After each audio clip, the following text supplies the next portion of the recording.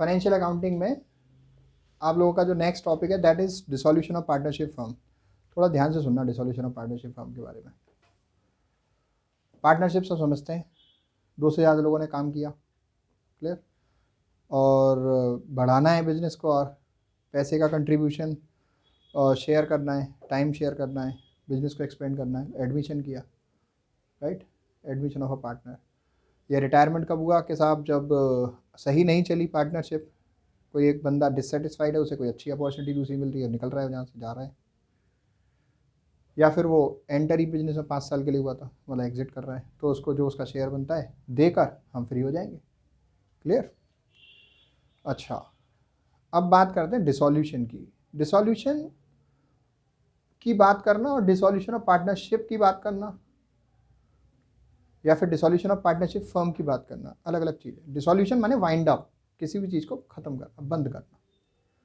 Dissolution माने wind up, दुकान बंद करना, ऐसा नहीं सुबह खोली शाम को बंद करना, ये वाइंड अप नहीं है, ये पैकअप है कि हाँ फिर दोबारा एक्टिविटी होगी। लेकिन वाइंड अप का मतलब जस्ट बिजनेस क्लोज कर देना, this is wind up, this is dissolution, right. तो डिसोल्यूशन आपको दो तरीके से समझना चाहिए पार्टनरशिप के अंदर। एक तो पार्टनरशिप का होता है, एक पार्टनरशिप फर्म का होता है। पार्टनरशिप का जो डिसोल्यूशन होता है ना, उसमें पार्टनरशिप खत्म नहीं होती, पुरानी खत्म हो जाती है, नई चालू हो जाती है। एडमिशन हो या रिटायरमेंट हो, उसको हम रिकॉन्स्टिट्यूशन भी कहते हैं पार्टनरशिप का, और डिसोल्यूशन भी कहते हैं पार्टनरशिप का। ए और बी दो पार्टनर हैं, सी को एंट्री दिया, ए और बी की पुरानी पार्टनरशिप डिसॉल्व हो गई, ए बी सी की नई चालू हो गई, क्लियर। यह आपका एडमिशन, डिसोल्यूशन ऑफ पार्टनरशिप के अंदर। रिटायरमेंट भी आता है, डेथ भी आती है इसमें। A B C 3 partner, B retire हो गया या उसकी डेथ हो गई, अब उसके बाद में ए और सी रिमेनिंग पार्टनर, नई पार्टनरशिप चालू हो गई, बिजनेस चालू रखेंगे, डिसोल्यूशन ऑफ पार्टनरशिप है। एडमिशन या रिटायरमेंट के केस में होता है, होने के बाद बिजनेस चालू रहता है, ठीक है। अब हम बात करते हैं डिसोल्यूशन ऑफ पार्टनरशिप फर्म की। पार्टनरशिप के आगे फर्म लगा दिया तो वो मतलब हो गया जितने भी लोग हैं अभी बिजनेस कर रहे हैं, आगे अब नहीं करेंगे, नई फर्म नहीं होगी, क्लियर। बिजनेस बंद हो गया। बंद होने का सीधा सा एग्जाम्पल ये है कि जब एडमिशन होता है, रिटायरमेंट होता है, तो नई बैलेंस शीट बनती है नई फर्म की, balance sheet of a new firm, initial balance sheet of a new firm. लेकिन dissolution of partnership firm, business close हो गया अब नहीं बनेगी, बिजनेस बंद हो गया अब नहीं बनेगी, क्लियर। अकाउंट सेटल कर दिए जाते हैं। यहां पर जो आपको बात समझनी है कि 3 पार्टनर, 4 पार्टनर, 5 पार्टनर, जो भी पार्टनर बिजनेस के अंदर है, अभी तक काम किया, मेहनत की, और किसी भी रीजन से अपनी इच्छा से उन्हें कोई नई अच्छी अपॉर्चुनिटी मिल रही है तो एग्जिस्टिंग बिजनेस को क्लोज करना है, या फिर कोर्ट ने ऑर्डर दिया है कि वो इंडल्ज हैं किसी अनफेयर प्रैक्टिस में जो कि in the interest of society नहीं है, तो कोर्ट ने ऑर्डर दिया है बंद कर दो, तो बिजनेस क्लोज हो रहा है, वाइंड अप हो रहा है, clear, this is what it is. तो बिजनेस कोई भी क्लोज होगा तो क्या प्रोसेस होती है, क्या स्टेप्स होते हैं, क्या एक्टिविटी होती है, थोड़ा सोच के देखो आप। कोई नॉर्मल किसी की दुकान बंद होती है, क्या अभी वो दुकान खोल के बैठा था ग्रोसरी की सपोज, अब बंद कर दिया बिजनेस, क्या करेगा? 50 किलो दाल पड़ी हुई है, 20 किलो चावल पड़े हुए हैं, या फिर 2 कुंटल चावल पड़े हुए हैं, आटा पड़ा हुआ है, सारा घर पे ले जाएगा खाने के लिए? मशीन भी लगी हुई है, क्या करे? घर पे रखे, बिजनेस बंद करे तो क्या करे? He will have to sell it off. सारी चीजें बेचेगा वो, सामान गुड्स भी बेचेगा, एसेट्स भी बेचेगा, पहला स्टेप है। और जैसे ही ये हवा चलती है और मार्केट में उड़ती है कि ये पर्टिकुलर बिजनेस बंद हो रहा है, तो जितने भी क्रेडिटर्स होते हैं, जितने भी लेंडर्स होते हैं, आके आपके डोर पे नॉक नॉक करना चालू कर देते हैं, और लायबिलिटी तुरंत पे करने की सिचुएशन आ जाती है, और आप एक ऐसी सिचुएशन में आ जाते हो कि तुरंत एसेट से आपके पास पैसा नहीं आ सकता, तुरंत नहीं बेच सकते ना।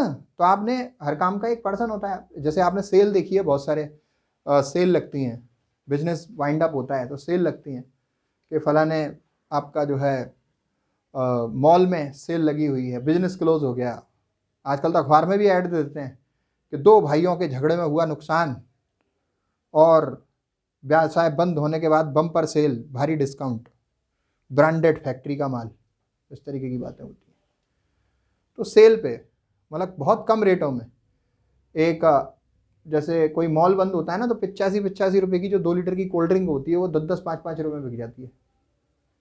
तो फिर स्टॉक रिलीज किया जाता है, द फर्स्ट स्टेप। एसेट्स बेची जाती हैं, इट बी स्टॉक और इट बी अ बिल्डिंग और it be a plant and machinery, कुछ भी हो वो सब सेल ऑफ किया जाएगा। उनसे जो पैसा आएगा सारे लायबिलिटी होल्डर्स को पे किया जाएगा। उसके बाद बचेगा तो पार्टनर्स के कुछ यदि क्लेम्स हैं उनको पे किया जाएगा। उसके बाद भी यदि बचेगा तो पार्टनर्स को पे किया जाएगा। अगर कम पड़ेगा तो पार्टनर्स से मंगाया जाएगा। They will have to bring it out, they will have to brought the cash in to the business. Clear? So this is all everything we have to do. तो let me write that to you. और फिर इसके बाद इस process को execute करने के लिए कौन सा accounting treatment effectively take place होता है in the books of the firm, that I take you to the tour in this learning, right? तो देखिए स्टेप्स टू बी फॉलोड, कौन कौन से स्टेप होंगे। Step number 1, realisation from assets,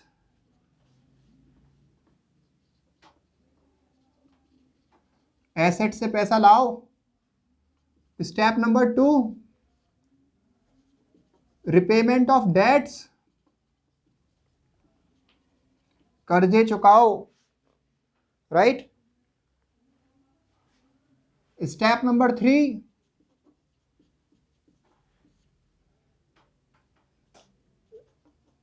settlement of internal claims. Internal claims में क्या क्या हो सकता है? पार्टनर का लोन है,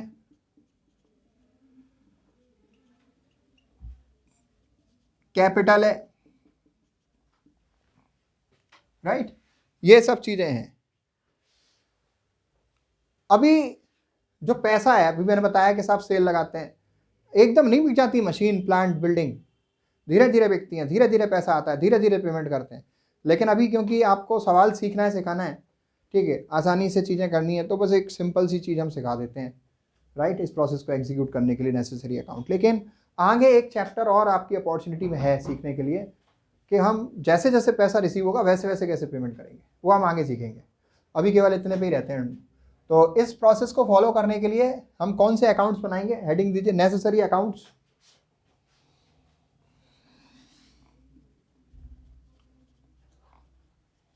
नेसेसरी अकाउंट्स,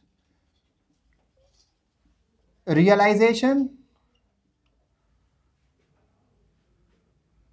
अकाउंट,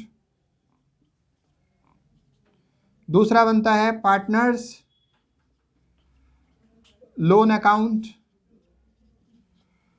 थर्ड बनता है पार्टनर्स कैपिटल अकाउंट,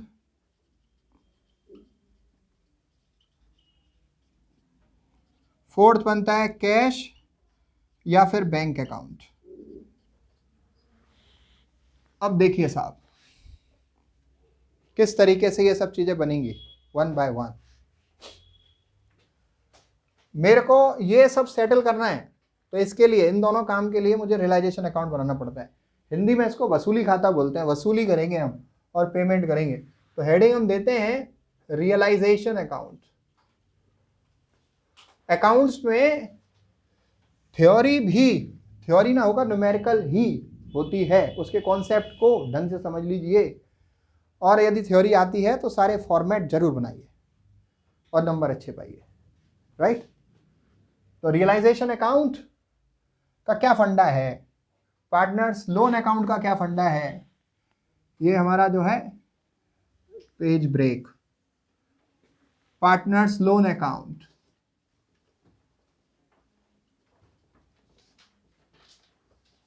फिर हमारा जो है पार्टनर्स का कैपिटल अकाउंट,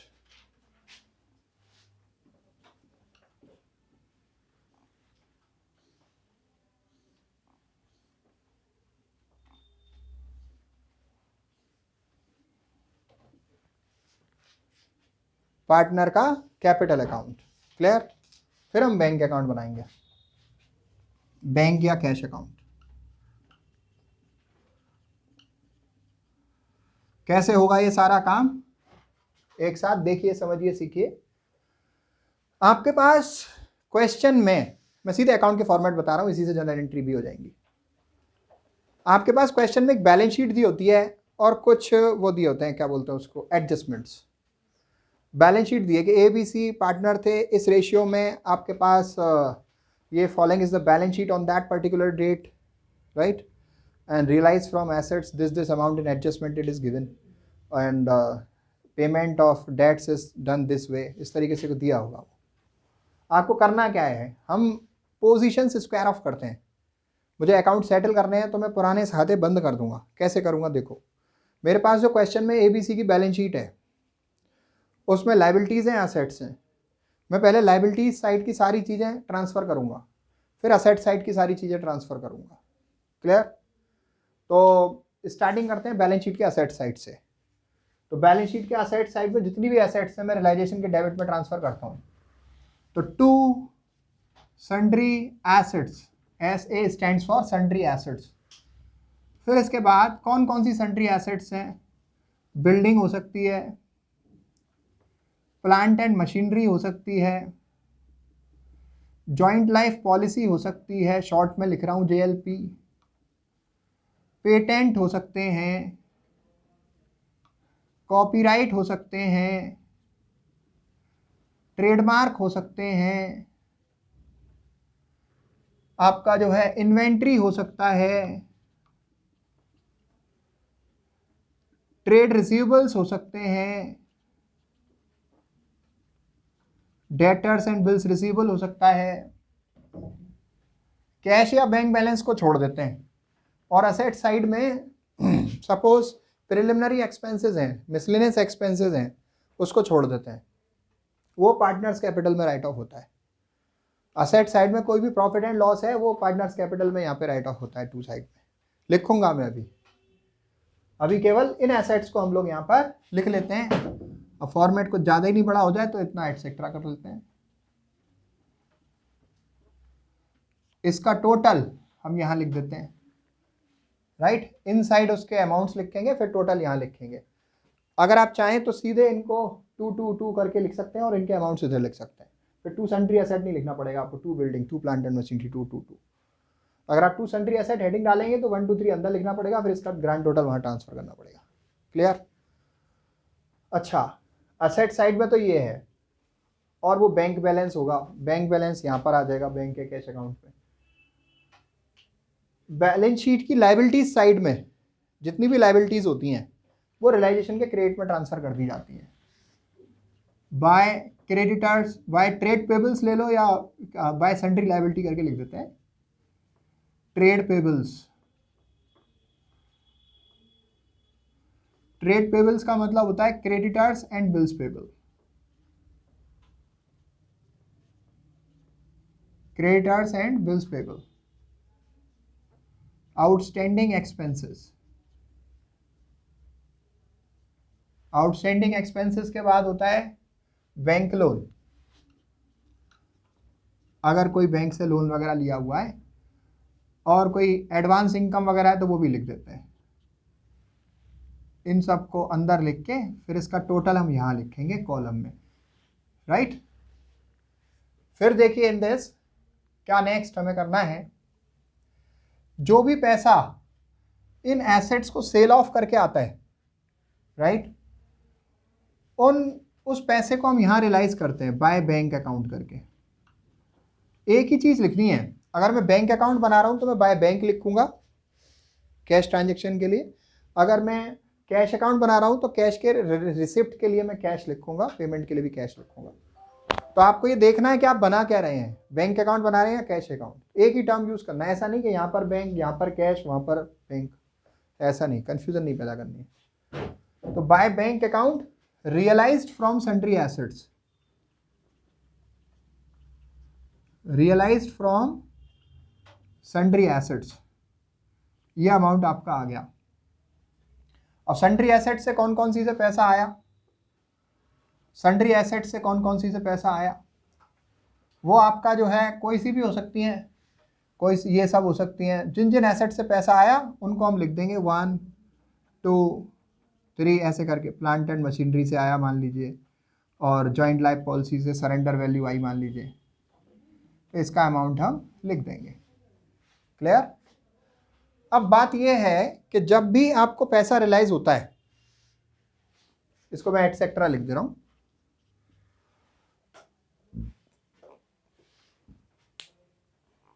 फिर इसके बाद जो भी हमें पेमेंट रियलाइज होता है उसमें से हमें सबसे पहले उनको पेमेंट करना पड़ता है जिन्होंने इस पेमेंट को रियलाइज कराने में हमारी मदद करी है। वो प्रोफेशनल्स होते हैं, वो ब्रोकर्स होते हैं, वो प्रॉपर्टी डीलर्स होते हैं, राइट, वो एजेंट्स होते हैं जो इस काम को कराते हैं। उनको हम जो पेमेंट करते हैं उसे हम रियलाइजेशन एक्सपेंस बोलते हैं। Clear. Realisation expenses in the form of their commission, in the form of necessary expenses हम शो करते हैं, राइट। तो I simply write it to bank account,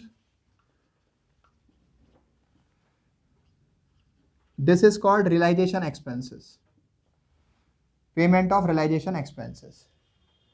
फिर इसके बाद अगला काम क्या होता है, अगला काम ये होता है कि आपको ये चेक करना है क्वेश्चन के अंदर कि किसी एसेट को कोई पार्टनर तो नहीं ले रहा। अगर कोई पार्टनर इसमें से कोई एसेट टेक ओवर करता है, जैसे पार्टनर कह रहा है इन्वेंट्री मैं ले जाऊंगा, डेटर से जो पैसे आएंगे मैं ले लूंगा, मतलब ये देखा जाता है कि जो जो एसेट्स बिक जाएंगी उनको हम बाय बैंक करके पैसा रियलाइज कर लेते हैं। आपको नहीं सोचना है, क्वेश्चन में दिया होता है कि इस एसेट से इतना पर्टिकुलर रियलाइजेशन हो रहा है, अमाउंट आ रहा है, उसको हम लिखते हैं। और अदर एसेट्स के बारे में लिखा होता है कि इस एसेट को इस पार्टनर ने ले लिया, तो जिसने ले लिया उसके नाम से मुझे रियलाइजेशन में क्रेडिट में शो करना पड़ेगा। समझ रहे हैं आप लोग।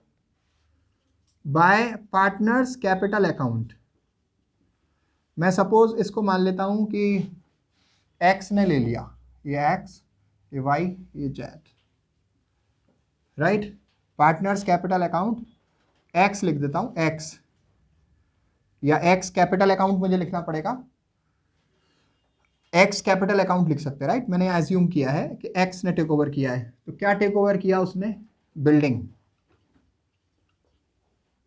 सपोज किया मैंने, तो जितने भी अमाउंट में उसने बिल्डिंग ली वो आपकी एसेट टेकन ओवर हो गई, asset taken over, asset taken over by partner, ठीक है, पार्टनर ने एसेट ले ली।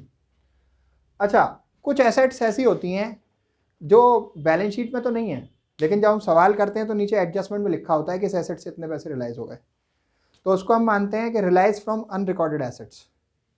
जैसे कोई मान लीजिए वो इन्वेस्टमेंट है, किसी पर्टिकुलर पार्टनर ने कर दिया था तो उसके कागज उसी के पास पड़े हुए हैं, या फिर कोई टाइपराइटर है पुराना किसी के पास पड़ा हुआ है, तो अब बिजनेस वाइंड अप होता है तो हर चीज़ का ध्यान दिया जाता है। भाई वो कहते हैं ना, अब चम्मच तुम्हारे यहाँ रह गई है, कटोरी तुम्हारे यहाँ रह गई है, तो सब चीज़ होती है। तो पहले तो कोई बात नहीं, बिजनेस चल रहा था तो रह गई, किसी के यहाँ कोई दिक्कत नहीं, काम में आ रही मान लेते हैं, लेकिन जब बिजनेस बंद होता है तो भाई खाते बराबर करने हैं, तो लाओ ख़त्म करो खेल। तो अनरिकॉर्डेड एसेट से पैसा रियलाइज करते हैं, तो सारे हिसाब होंगे, हिसाब तो हिसाब होता है, सुना होगा आपने। तो bye bank account unrecorded asset से पैसा आया, अनरिकॉर्डेड एसेट्स से आपके पास पैसा आया। क्लियर। अनरिकॉर्डेड एसेट से आपके पास पैसा आया। फिर इसके बाद क्या करना है आपको, फिर इसके बाद करना है to bank account. To bank account ये क्या चीज है, पेमेंट ऑफ लाइबिलिटी। जिन भी लाइबिलिटीज के बारे में क्वेश्चन में बताया है कि इन लाइबिलिटीज को पे करना है, जैसे पे करना है वैसे पे करेंगे। अच्छा, एक टर्म मेरे दिमाग से स्किप हो गया था, मैं अभी उसको नोट करूंगा, राइट। ये payment of liability to bank account करके दिखाएंगे। और किसी पार्टनर ने मान लीजिए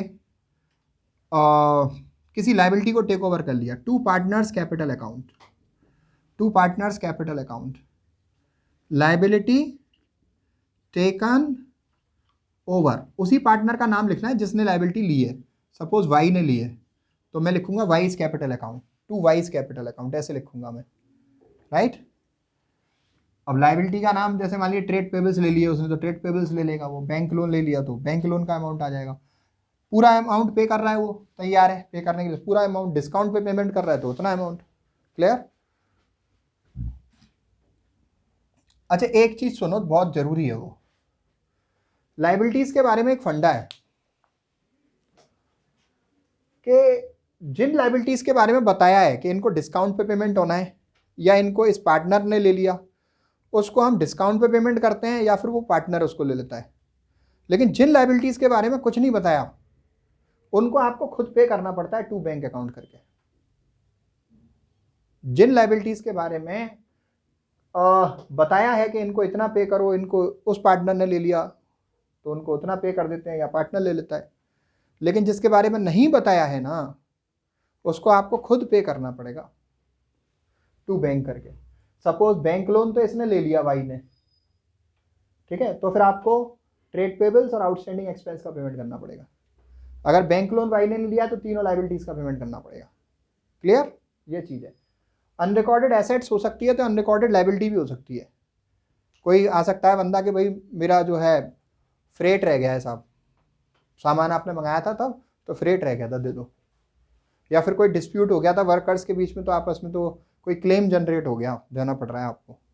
कोई भी ऐसा payment which was not there in the balance sheet but at the time of dissolution of partnership you are paying that, so that is called as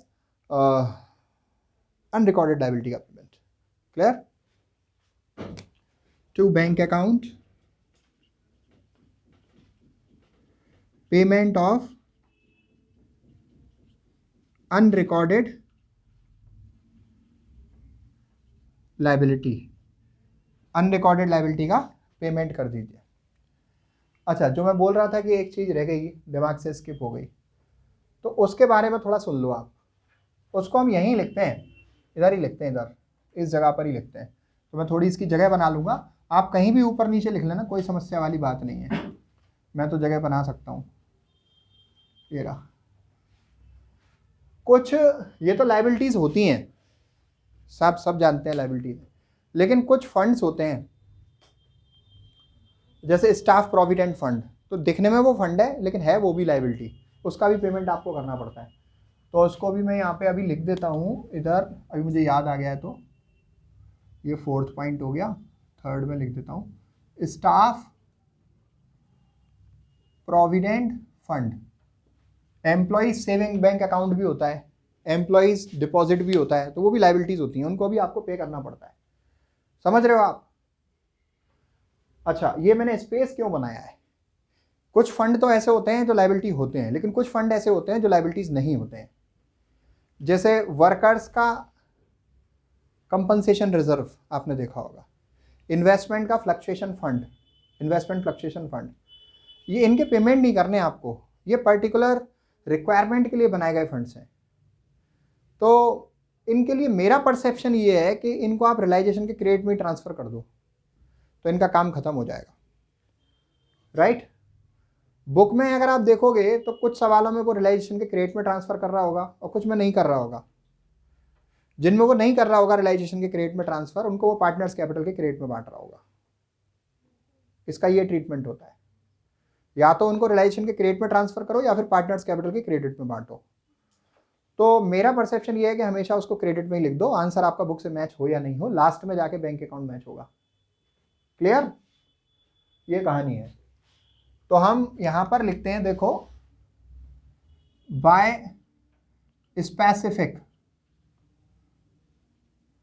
reserve end funds, by specific reserve end funds. तो एक तो तुम्हारा provision for bad debts होता है इसके अंदर, समझ रहे हैं?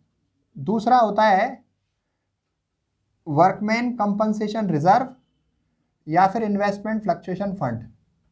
ये दो चीजें और होती हैं, 3 हो गई वो, वैसे मैंने ऑब्लिक करके लिखी हैं, 3 पॉइंट है वो। एक पीबीडी है, एक वर्कमैन कंपनसेशन रिजर्व है और एक इन्वेस्टमेंट फ्लक्चुएशन फंड है। फुल फॉर्म में बोल रहा हूं आपको, दोबारा सुन लो, provision for bad and doubtful debts को, वर्कमैन कंपनसेशन रिजर्व को और इन्वेस्टमेंट फ्लक्चुएशन फंड को। इन तीनों चीजों को भी हम रियलाइजेशन के क्रेडिट में ही दिखाते हैं। Right? Workman compensation reserve WCR लिखा हुआ है, इन्वेस्टमेंट फ्लक्चुएशन फंड IFF लिखा हुआ है। ठीक है? तो मैं ये चाहता हूँ आप इसे क्रेडिट में ट्रांसफर कर दें। आंसर आपका रियलाइजेशन का बुक से मैच हो या नहीं हो उससे फ़र्क नहीं पड़ता है, ठीक है। एक ही फिलॉसफी रखोगे तो कंफ्यूज नहीं होगे, किसी सवाल में यहाँ दिखाओगे किसी में कहीं दिखाओगे तो कंफ्यूज हो जाओगे, ठीक है, यही रखो।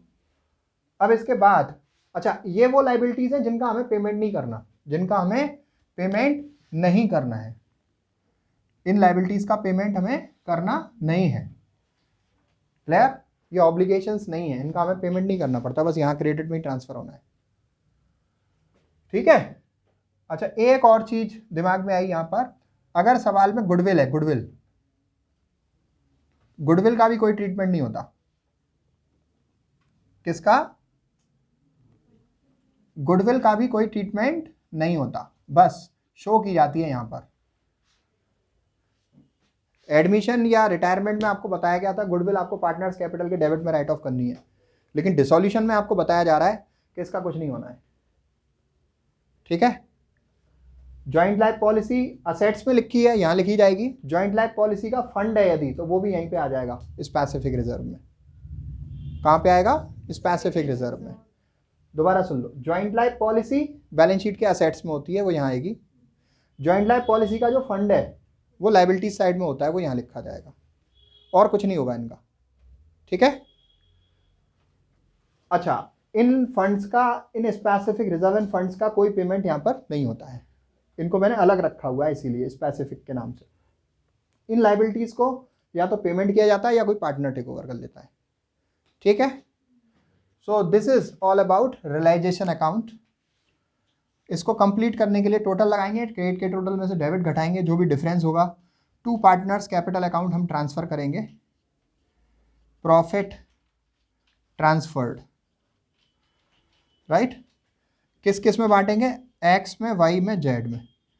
ए बी सी नहीं लिखा है मैंने, वो ए बी सी अम्मा बाबा चाचा में बढ़ जाता है, तो ठीक है। अगर डेबिट का टोटल ज़्यादा आया तो वो लॉस हो जाएगा, वो bye partners capital account distribute होगा एक्स वाई जेड में, जो भी रेशियो क्वेश्चन में दे रखा है उस रेशियो में वो डिस्ट्रीब्यूट होगा, clear. That's it, I hope no confusion. इसका एक ब्रीफ सुन लो आप। क्वेश्चन में बैलेंस शीट दी होगी, बैलेंस शीट से मैंने एसेट यहाँ ट्रांसफर कर दी, लाइबिलिटीज मैंने यहाँ ट्रांसफर कर दी, स्पेसिफिक रिजर्व फंड मैंने यहाँ ट्रांसफर कर दिए, एसेट्स को बेचा, जो पैसे आए बाय बैंक लिख दिया, क्लियर। फिर उसके बाद किसी पार्टनर ने एसेट्स को लिया by partners capital account, X ने लिया तो by X capital account, asset taken over. और कोई अनरिकॉर्डेड एसेट से पैसा आया by bank account, unrecorded asset से पैसा आ गया आपके पास। फिर इसके बाद आपने कोई रियलाइजेशन एक्सपेंस का पेमेंट किया टू बैंक अकाउंट, आपने लाइबिलिटी का पेमेंट किया टू बैंक अकाउंट, आप कोई पार्टनर ने एसेट को, लाइबिलिटी को ले लिया to partners capital account, unrecorded liability का पेमेंट हुआ टू बैंक अकाउंट, क्लियर। फिर उसके बाद क्रेडिट के रूप में से डेबिट घटाया to partners capital account, profit transferred. It is all about that, ठीक है। अब देखिए पार्टनर्स का loan account, this is given in the liability side, internal claim है ये पार्टनर का, फर्म को दिया था उसने, तो उसको मैं बाय बैलेंस ब्रॉट डाउन यहाँ पे लिख देता हूं और टू बैंक अकाउंट करके पे कर देता हूं, that's it, nothing more than this we have to do in this, इससे ज़्यादा कुछ नहीं होना है। अब देखिए पार्टनर्स कैपिटल अकाउंट हम कैसे बनाएंगे, बाय बैलेंस ब्रॉट डाउन, कोई सा भी बैलेंस हो सकता है, हो सकता है एक्स और वाई का तो बैलेंस तो बैलेंस शीट के लायबिलिटी साइड में दिया हो तो बाय बैलेंस ब्रॉट डाउन होगा, और जेड का बैलेंस बैलेंस शीट के असेट साइड में दिया हो तो वो डेबिट बैलेंस है, वो असेट्स है, वो टू बैलेंस ब्रॉट डाउन करना पड़ेगा, जिसका भी जैसा भी होगा, to balance brought down for Z, ठीक है। अब इसके आगे देखिए, समझिए, पुरानी जो क्वेश्चन में गिवन बैलेंस शीट है उसमें लायबिलिटी साइड में अगर रिजर्व है, फंड है, प्रॉफिट है, तो उसको हमें डिस्ट्रीब्यूट करना है क्वेश्चन में गिवन रेशियो में, क्लियर। बाय जनरल रिजर्व या फिर रिजर्व फंड के नाम से भी होता है, वो तीनों में बटेगा, जो भी इनका रेशियो है उसमें बटेगा। बैलेंस शीट के लायबिलिटी साइड में कोई प्रॉफिट है तो वो हम मानते हैं कि अनडिस्ट्रीब्यूटेड प्रॉफिट है, उसको भी हमें डिस्ट्रीब्यूट करना है, तो by profit and loss account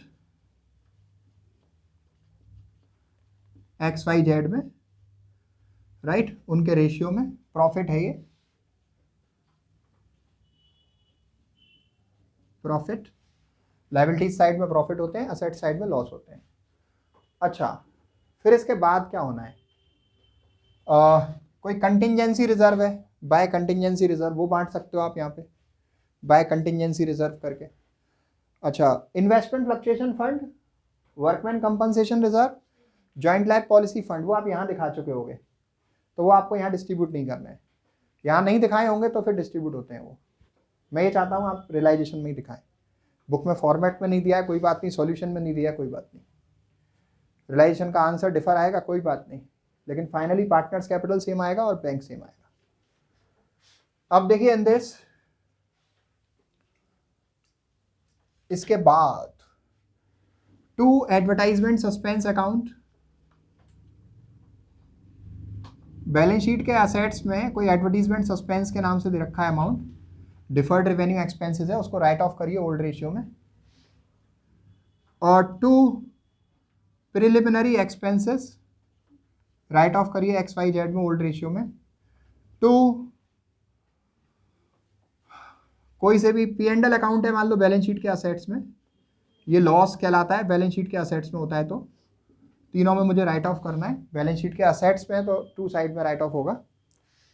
फिर इसके बाद अब आपको कुछ काम करने हैं जो डिपेंड है रियलाइजेशन अकाउंट में। आपको ये देखना है कि रियलाइजेशन अकाउंट में कहाँ कहाँ पर पार्टनर्स कैपिटल का नाम यूज हुआ है। क्लियर? तो रियलाइजेशन अकाउंट में पार्टनर्स कैपिटल का नाम यहाँ देखता हूँ मैं, ये तो बाय सन्ड्री लायबिलिटी लिखा हुआ है, ये बाय स्पेसिफिक रिजर्व लिखा हुआ है एंड फंड्स, ये बाय बैंक लिखा हुआ है, ये बाय पार्टनर्स कैपिटल अकाउंट लिखा हुआ है। क्या लिया है इसने? एसेट टेक ओवर करी बिल्डिंग।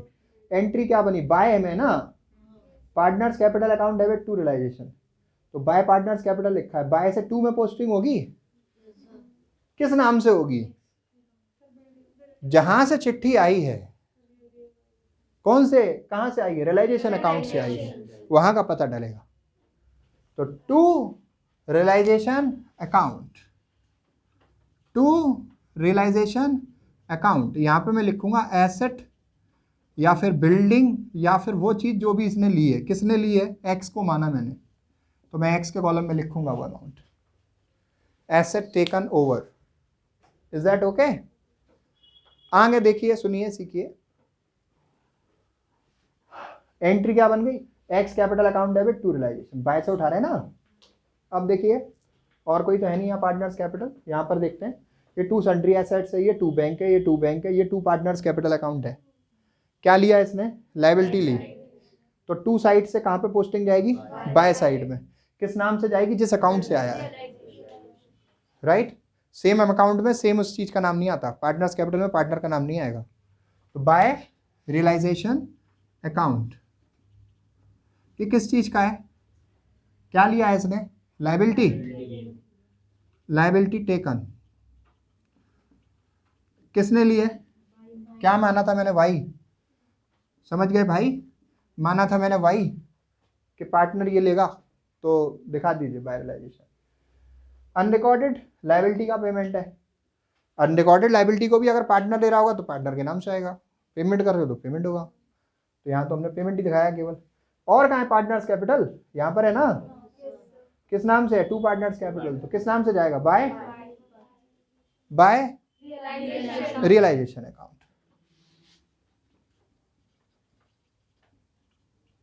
XYZ तीनों में किस रेशियो में? जो भी उनका रेशियो है सवाल में। Is that okay? इसके बाद का जो इंपॉर्टेंट काम है दैट इज वेरी ब्यूटीफुल।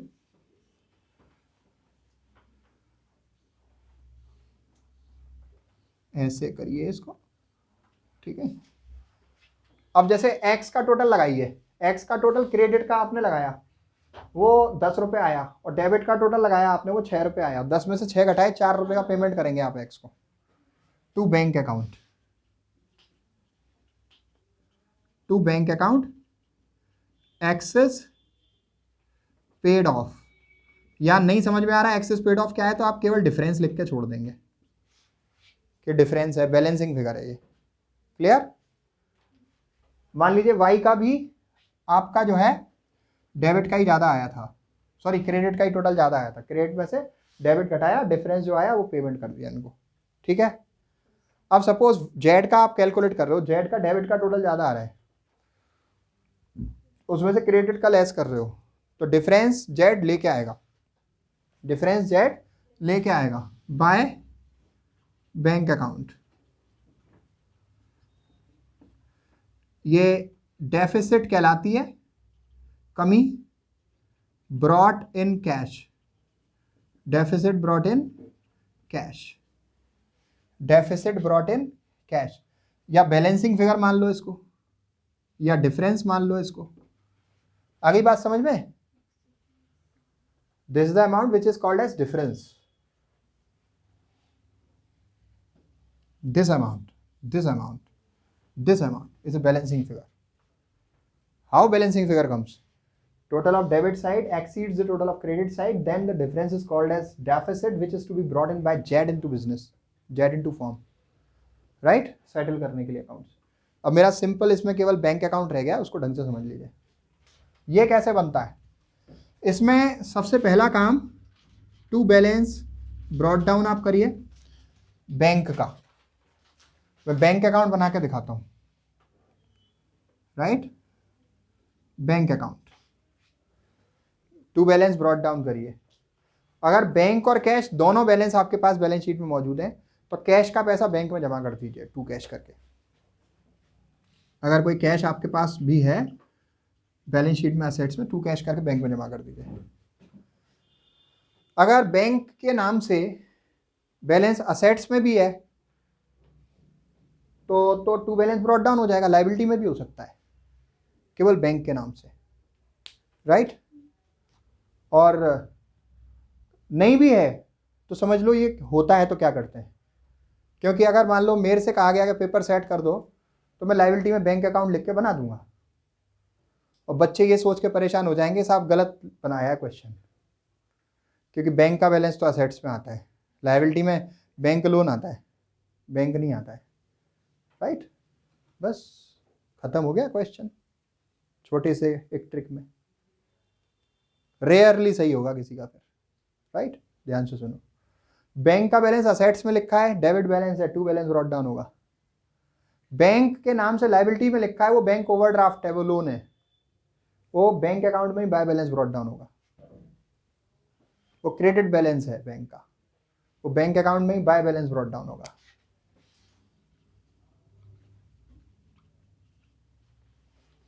ठीक है, ये कहानी है। आपके पास सेम क्वेश्चन में एक बैंक का बैलेंस असेट्स में हो सकता है, एक बैंक का बैलेंस लायबिलिटी में हो सकता है, एक बैंक का बैलेंस एक कैश का बैलेंस हो सकता है। बच्चे कहेंगे कैसे हो सकता है ऐसा? ऐसा हो सकता है कि हो सकता है ये सेविंग अकाउंट का बैलेंस हो और ये करंट अकाउंट का क्रेडिट बैलेंस हो, ऐसे हो सकता है। करंट अकाउंट में तो केवल एक ही बैलेंस हो सकता है, अगर ये करंट अकाउंट है तो करंट अकाउंट में तो एक ही हो सकता है। कोई कहे ये क्या बोल रहे हैं, नहीं, करंट अकाउंट में सेम क्वेश्चन में एक ही बैलेंस हो सकता है, ठीक है? ये सेविंग का होगा, ये करंट का होगा तब, ठीक है? लेकिन मेरे को ये समझाना है कि मान लीजिए एक ही बैलेंस भी है, असेट्स में लिखा है तो टू बैलेंस ब्रॉट डाउन करना है बैंक का, लायबिलिटी में लिखा है तो बाय बैलेंस ब्रॉट डाउन करना है। अगर एक ही दिया है तो मालूम तो होना चाहिए ना कहाँ। अगर बैंक के नाम से लायबिलिटी में दिया है तो वो बैंक ओवरड्राफ्ट है, लायबिलिटी है, ठीक है? आगे देखो, कैश जमा कर दिया। अब देखो कैश कहाँ कहाँ पे है, कैश कैश नहीं है, बैंक बैंक सॉरी बैंक देखना है, ये है ना, ये वाला अमाउंट है, राइट? ये वाला अमाउंट है, तो ये मेरे को लिखना पड़ेगा साहब। इसको मैं ऐसे बनाऊंगा ब्लॉक में, देखो ये है ब्यूटीफुल। इसको मैं क्या करूंगा, बाय साइड से उठा रहा हूं मैं रियलाइजेशन के, तो बैंक अकाउंट में किस साइड में आएगा, टू साइड में आएगा, यहां से जाएगा यहां पे आएगा, clear? To realisation account, realised from assets, assets से पैसा आया बेचकर, क्लियर? अब आगे देखिएगा, एक ये है बैंक अकाउंट, अनरिकॉर्डेड एसेट से पैसा आ रहा है बाय साइड से। बैंक अकाउंट में इधर लेफ्ट साइड में पैसा आता है, राइट साइड में जाता है, तो इसको भी आप करिए to realisation account, unrecorded asset से पैसा आ गया, क्लियर? अब देखिए टू साइड में बैंक कहाँ पर है, ये रहा, रियलाइजेशन एक्सपेंसेस है टू साइड में, ये रहा, है ना। तो ये कहाँ जाएगा मेरा, इसको बादल बनाते हैं, राइट। तो ये हमारा जो है टू साइड से है, तो कहाँ जाएगा, बाय साइड में जाएगा, ठीक है। तो चलो भैया यहाँ जाओ, बाय रियलाइजेशन अकाउंट क्या है ये, payment of realisation expenses, clear. अब एक ये है बैंक अकाउंट, इसको भी ऐसे ही रखो, बाय रियलाइजेशन अकाउंट, ये किस चीज का पेमेंट है, लायबिलिटी का, किस चीज का पेमेंट है, लायबिलिटी का, क्लियर, ठीक है। फिर देखो ये क्या है, पार्टनर ने एसेट ले लिया, ये क्या है, अनरिकॉर्डेड एसेट, लायबिलिटी का पेमेंट हुआ, पार्टनर ने लायबिलिटी ले लिया, ये अनरिकॉर्डेड लायबिलिटी का पेमेंट हुआ। अब देखो ये वाला पेमेंट करो, क्लियर, ये वाला पेमेंट कहाँ पे जाएगा, यहाँ पे जाएगा, क्या है, क्या ये payment of unrecorded liability, right. ये रहा, किस नाम से जाएगा, बाय रियलाइजेशन अकाउंट के, अनरिकॉर्डेड लायबिलिटी, ठीक है। अब देखिए आगे, यहां पर देखिए बैंक पार्टनर्स लोन अकाउंट में पेमेंट हुआ है, bye partners loan, bye partners loan, loan का पेमेंट हो जाएगा। और क्या रह गया, देखो एक्स और वाई को पेमेंट हुआ था, एक्स और वाई को पेमेंट हुआ है, तो एक्स और वाई को जो पेमेंट हुआ है वो by X capital by Y capital, ये भी आपको क्रेडिट में दिखानी है, right, by X by Y, ये दोनों क्रेडिट में दिखानी है, बाय एक्स और बाय वाई। अच्छा एक चीज और, ये कौन से वाले हैं, ये वाले, राइट, ये वाले, ये दोनों का पेमेंट कहाँ पे आएगा, by X by Y bank account में पेमेंट, क्लियर। अच्छा और पार्टनर्स कैपिटल में बैंक का लिखा है, बाय साइड में लिखा है, बाय से कहाँ पे आएगा, टू साइड में आएगा, किस नाम से आएगा, टू जेट्स कैपिटल, ये कैश लेके आया, राइट। ये टोटल फिर एग्री कर जाएगा, बैंक अकाउंट का टोटल बराबर आ जाएगा। आई बात समझ में, ये कहानी है। एक बार बैंक अकाउंट को दोबारा सुन लो, ओपनिंग बैलेंस, कैश का पैसा बैंक में जमा किया, एसेट्स को बेच के जो पैसे आए, अनरिकॉर्डेड एसेट्स से जो पैसे आए, जेट का जो डेफिसिट जेट लेके आया पार्टनर्स कैपिटल अकाउंट से आया, ओपनिंग बैलेंस अगर लायबिलिटी साइड में था, रियलाइजेशन ये क्या है, एक्सपेंसेस, ये क्या है, लायबिलिटी का पेमेंट, ये क्या है, अनरिकॉर्डेड लायबिलिटी का पेमेंट, ये क्या है, पार्टनर के लोन का पेमेंट, ये क्या है, एक्स और वाई का जो क्रेडिट का टोटल ज़्यादा आया था पार्टनर्स कैपिटल से टू बैंक, बाय साइड में पेमेंट हो गया। This is the complete format for the complete solution from the given question, right. अच्छा ये थ्योरी भी है, लॉजिक भी है, इसी के बेस पे सवाल होता है। मैंने आपको फॉर्मेट में बाइफरकेट करके बताया कि ये चीज़ यहाँ से यहाँ पोस्ट हो रही है, क्लियर। इसका एक कंप्लीट न्यूमेरिकल देखेंगे, फिर उसके बाद आप सवाल करेंगे। इसको पहले समझो, थ्योरी भी अगर आती है तो सारे फॉर्मेट आपको बनाने आने चाहिए, क्लियर, बिना देखे भी कोई इश्यू नहीं है। It's a complete concept in this. Thank you.